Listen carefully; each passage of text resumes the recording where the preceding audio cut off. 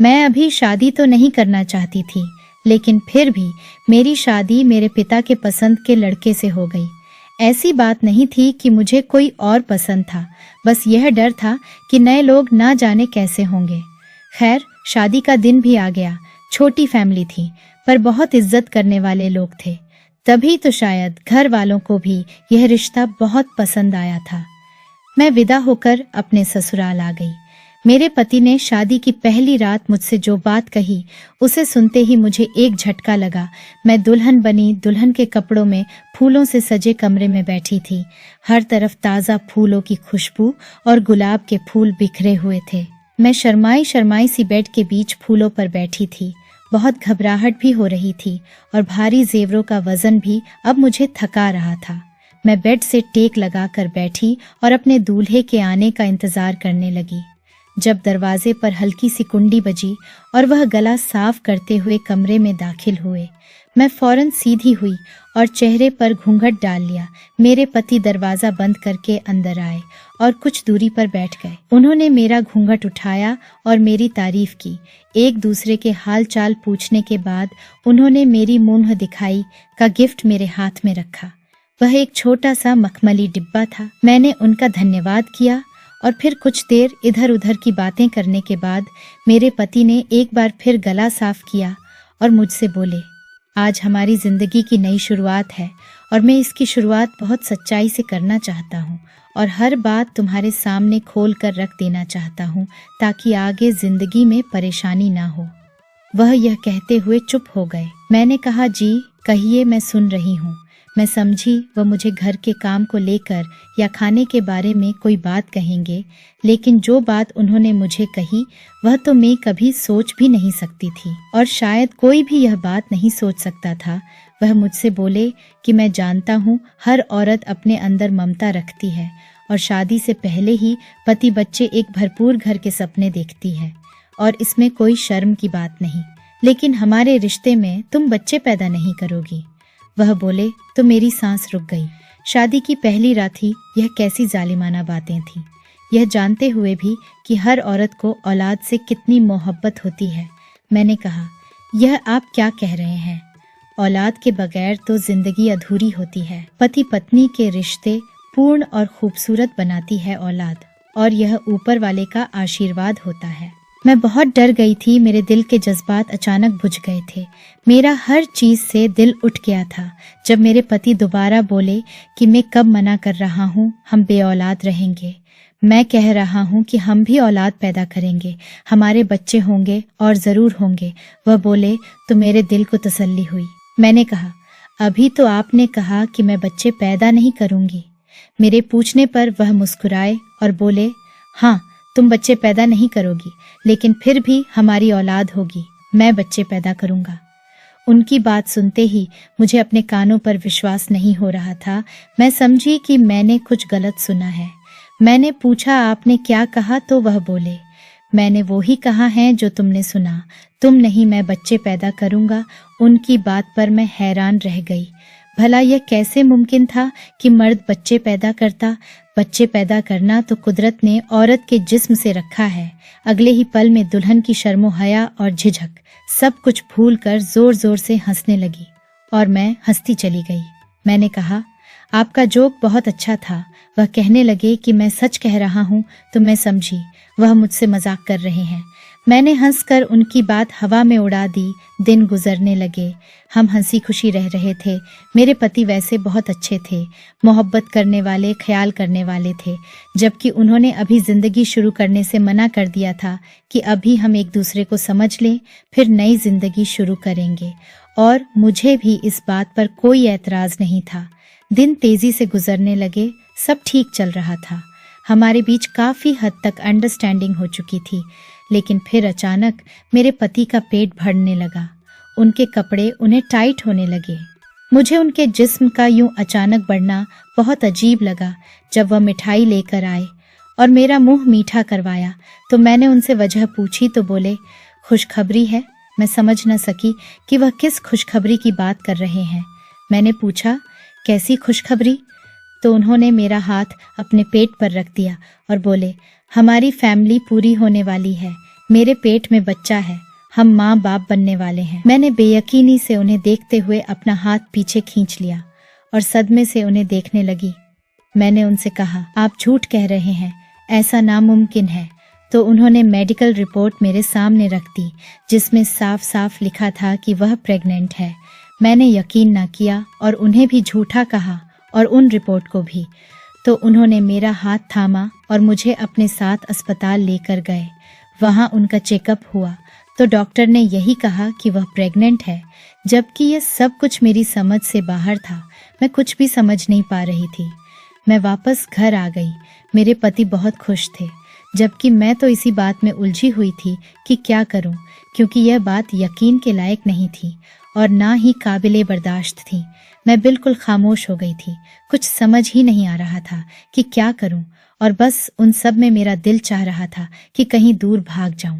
काश यह एक डरावना सपना हो, मैं सुबह उठूं और सब नॉर्मल हो जाए, लेकिन कभी कभी ऐसा नहीं होता जैसा इंसान सोचता है। मेरे पति का पेट दिन ब दिन बढ़ रहा था, वह बच्चे को जन्म देने वाले थे। अगर यह बात समाज से छुपाई जाती, मैं तब भी खुद भी बर्दाश्त नहीं कर सकती थी। मैंने फैसला किया कि मैं अपने पति से तलाक ले लूंगी, क्योंकि वह तो खुद औरत बनना चाहते थे और दो औरतें भला पति पत्नी के रिश्ते में कैसे रह सकती थीं। मैं अगले दिन ही अपने पति को बिना बताए अपने मायके चली गई। पहले तो मुझे समझ नहीं आया कि मैं क्या बताऊं अपनी माँ को, इसीलिए मैंने झूठ बोल दिया कि मैं रहने आई हूँ। माँ भी खुश हो गई। माँ ने मेरे पति के बारे में पूछा तो मैंने डाल मटोल कर दिया। मुझे डर था कि कहीं मेरे पति यहाँ फोन ना कर दे और यह ना कह दे कि मैं बिना बताए आई हूँ, क्योंकि माँ को एतमाद में लेने और उन्हें हकीकत बताने में मुझे थोड़ा वक्त तो लगता ही, जबकि मेरे पति ने एक बार भी फोन नहीं किया। मुझे रहते 3 दिन हो गए थे कि माँ को शक हो गया और उन्होंने मुझसे सख्ती से पूछा कि क्या हो रहा है तुम दोनों में। तो मैंने बिना कुछ छुपाए शादी की पहली रात से अब तक का सब कुछ बता दिया। मेरी माँ ने तलाक की बात पर मेरे मुंह पर थप्पड़ मारा और कहा कि यह कोई वजह नहीं है, ऐसा मुमकिन ही नहीं है, और मुझे वापस मेरी ससुराल भेज दिया। मैंने फैसला किया कि मैं सबूत लेकर माँ के पास जाऊंगी और उनको दिखाऊंगी कि हकीकत यही है। मैं अपने ससुराल पहुंची में दरवाज़ा बजाने लगी तो दरवाज़ा तो पहले से ही खुला था। मैंने अपने मोबाइल की वीडियो ऑन की ताकि मेरे पति की करतूत रिकॉर्ड हो सकूं, और दूसरे कमरे का हल्का सा दरवाज़ा खोला जहां से आवाज़ आ रही थी। मैं कमरे में से वीडियो बनाने लगी, लेकिन इस वीडियो में जो मैंने देखा उसे देखते ही मेरे पैरों तले से ज़मीन निकल गई, जैसे मेरे सर पर पूरा आसमान टूट पड़ा हो। मेरा नाम शीतल है, मैं एक गांव की रहने वाली हूँ। मेरे बाबा खानदानी जमींदार थे और माँ भी जागीरदारों के खानदान से थी। मेरे बाबा को बेटियों से बहुत मोहब्बत थी। उन्हें शुरू से ही बेटियां बहुत पसंद थीं, इसीलिए उन्हें एक जमींदार होने के बावजूद बेटे ना होने का कोई अफसोस नहीं था। मेरे बाबा की 3 बेटियां हैं, यानी मेरी 3 बहनें हैं। एक मुझसे बड़ी है जो शादीशुदा है और दूसरे देश में रहती हैं। दूसरी यूनिवर्सिटी में पढ़ती थी। मुझे ग्रेजुएशन पूरी किए 2 साल हो चुके थे, लेकिन अभी तक मेरा कहीं रिश्ता नहीं हुआ था। मेरे बाबा को इस बात से कोई परेशानी भी नहीं थी। वह सारे मैटर्स भगवान पर छोड़ चुके थे, जबकि मेरी माँ आए दिन मेरे रिश्ते के लिए कुछ ना कुछ करती ही रहती थी और मुझे भी कुछ ना कुछ पढ़ने के लिए देती और कहती कि इसको पढ़कर अपने नसीबों के लिए ऊपर वाले से प्रार्थना कर। जबकि मुझे खुद अभी शादी की कोई टेंशन ना थी, लेकिन माँ की इतनी फिक्र और परेशानी देखकर मुझे ऐसा लगता था जैसे मेरी शादी होगी ही नहीं। अब मुझे भी फिक्र होने लगी थी। ऐसा नहीं था कि मेरे लिए कोई रिश्ता नहीं आता था, बहुत रिश्ते आते थे, लेकिन वह दूसरे गांव के जमींदार और जागीरदारों के होते थे, जबकि मेरे बाबा मुझे किसी जागीरदार के खानदान में नहीं देना चाहते थे। वहां औरतों को नौकरानियों की तरह रखा जाता और मर्द पढ़ा लिखा होकर भी अनपढ़ ही होता था। वहां रस्म रिवाज के भेंट मासूम जाने चढ़ती थी और खून बहाना आम था, जबकि मेरे बाबा सिर्फ किताबों को यूं ही नहीं पढ़ते थे, वह उस ज्ञान का इस्तेमाल अपनी असल जिंदगी में भी करते थे।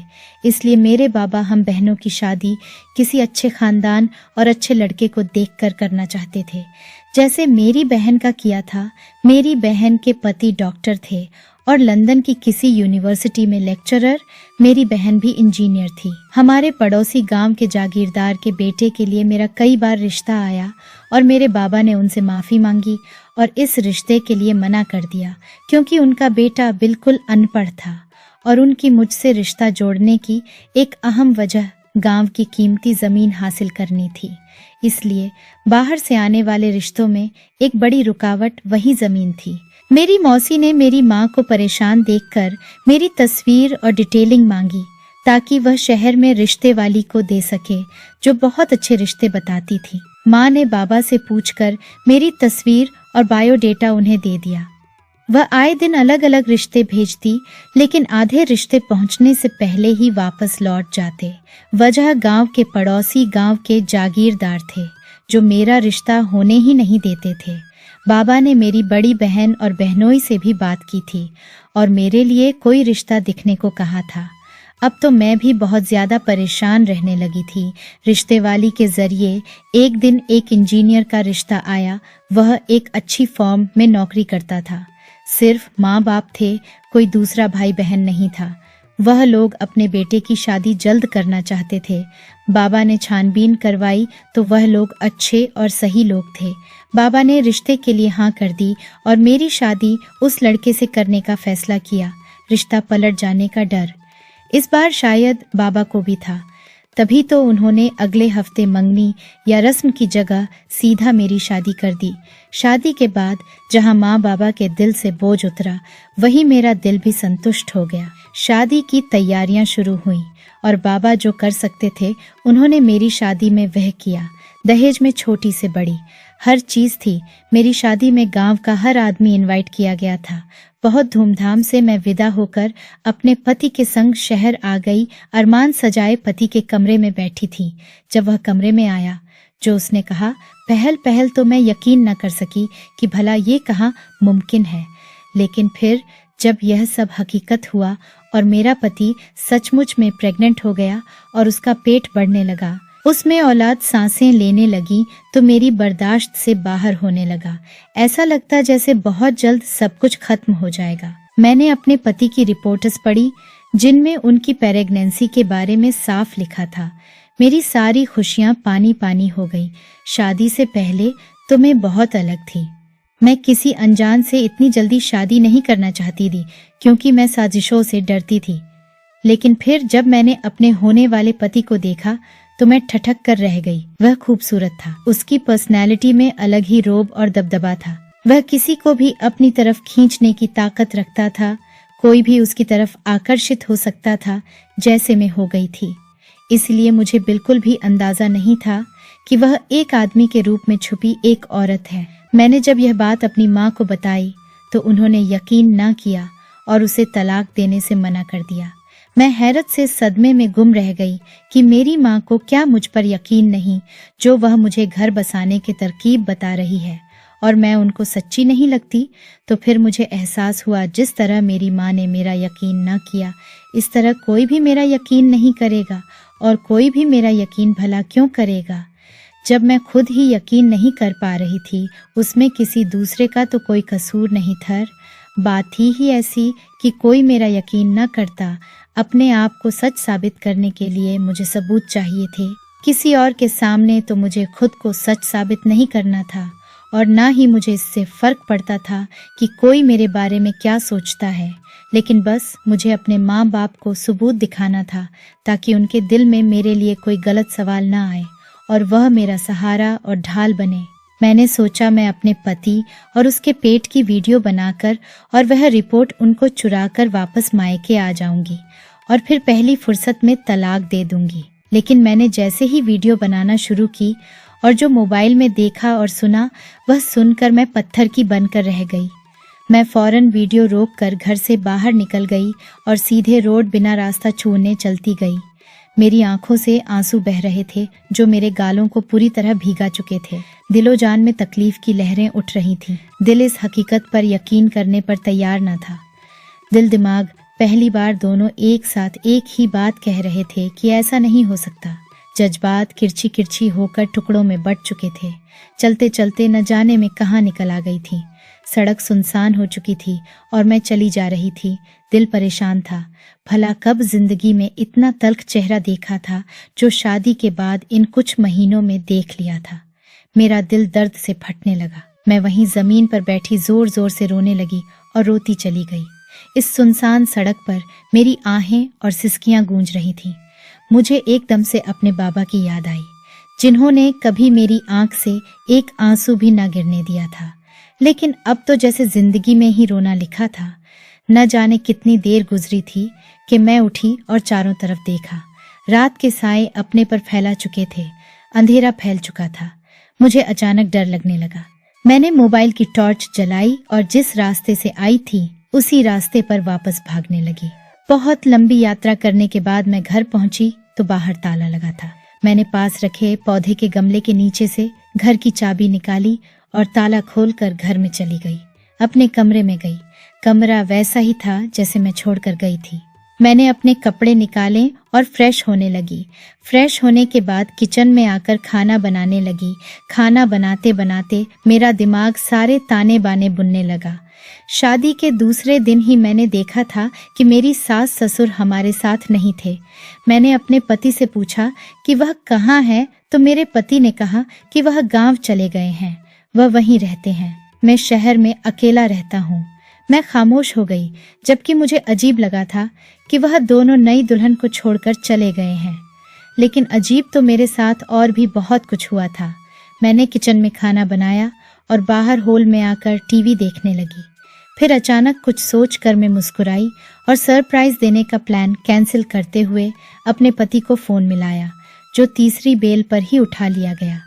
मैंने उनसे कहा कि मैं घर वापस आ गई हूँ और खाने पर आपका इंतजार कर रही हूँ।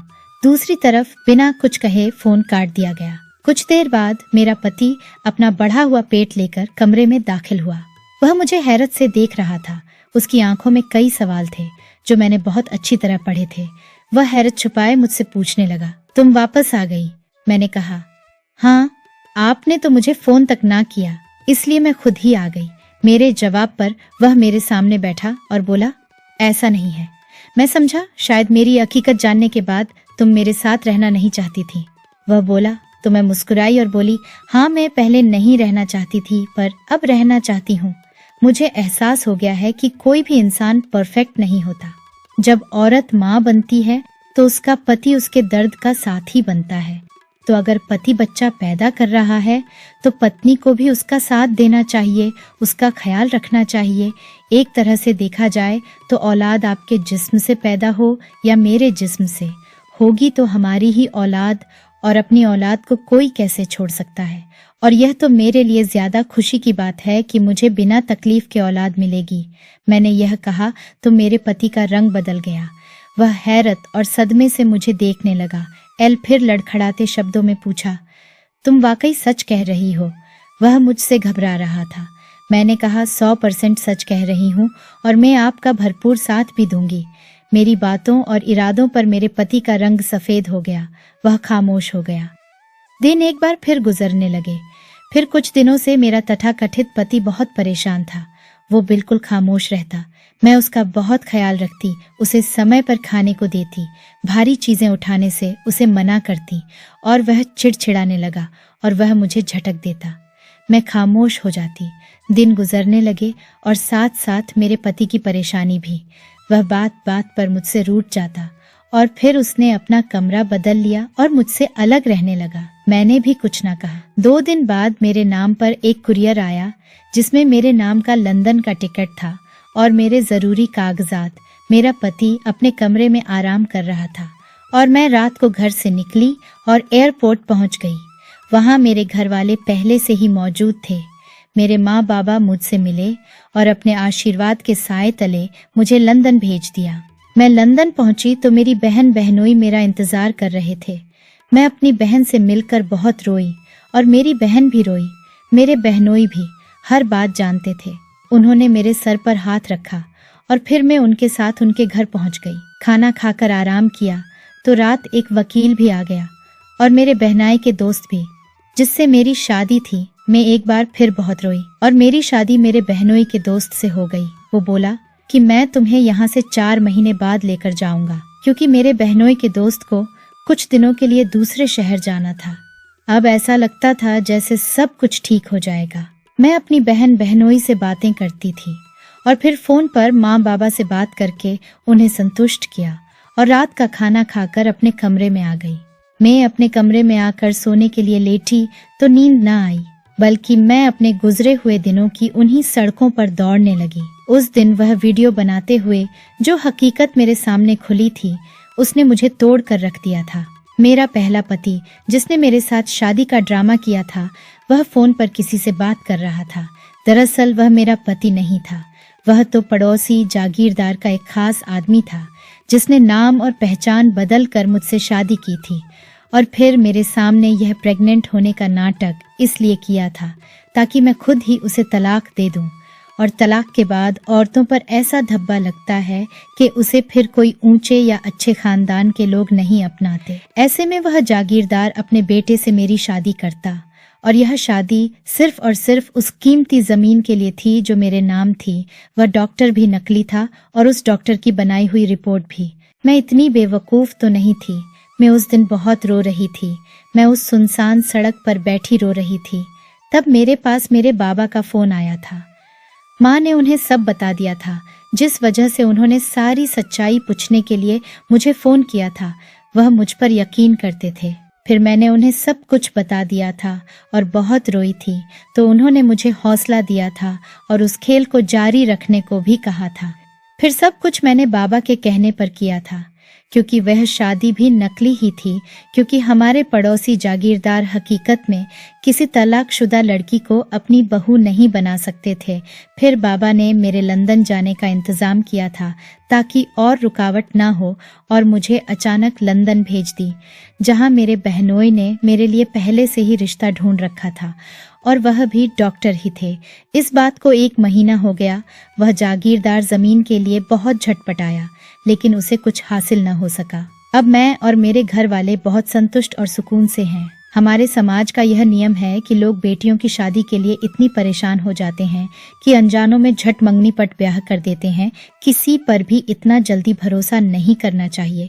जब भी कोई रिश्ता देखो तो उसकी अच्छी तरह देखकर उसकी जांच पड़ताल करनी चाहिए। अगर आपको हमारी ये कहानी पसंद आई है तो वीडियो को लाइक और चैनल को सब्सक्राइब करना मत भूलिएगा और कमेंट करके इस कहानी के बारे में अपनी कीमती राय जरूर दीजिएगा।